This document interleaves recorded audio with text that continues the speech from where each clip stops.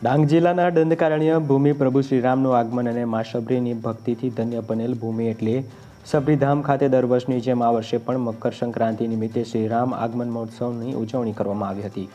ડાંગના પંપો સરોવરથી સબરીધામ સુધી 7 કિલોમીટરની ભવ્ય શોભાયાત્રા નીકળી હતી, જેમાં પ્રભુ શ્રીરામ, ભ્રાતા લક્ષ્મણ અને ભીલડી માતા શબરીની વેશભૂષા સાથે ભજન કીર્તન, લોકનૃત્ય, રામધૂન સાથે વિશાળ સરઘસ નીકળી હતી।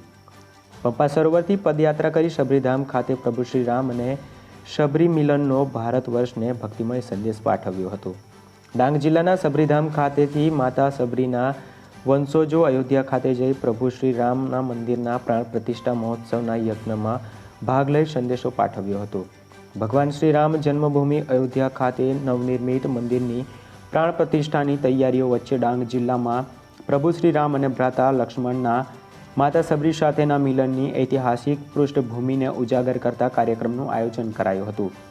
ત્રેતાયુગના રામાયણ કાળમાં સીતાજીની શોધમાં દક્ષિણ દિશામાં વન પરિભ્રમણ કરતા પ્રભુ શ્રીરામ અને ભ્રાતા લક્ષ્મણે માતા શબરીને ડાંગ જિલ્લામાં પગલાં પાડતા શુબીર પાસેના સબરીધામના ચમક નામના ડુંગરે દર્શન આપ્યા હતા। શબરીના હેઠા બોર પ્રભુ શ્રીરામે આરોગી ઉચ્ચ નીચનો ભેદ દૂર કર્યોની લોકવાયકા પણ છે।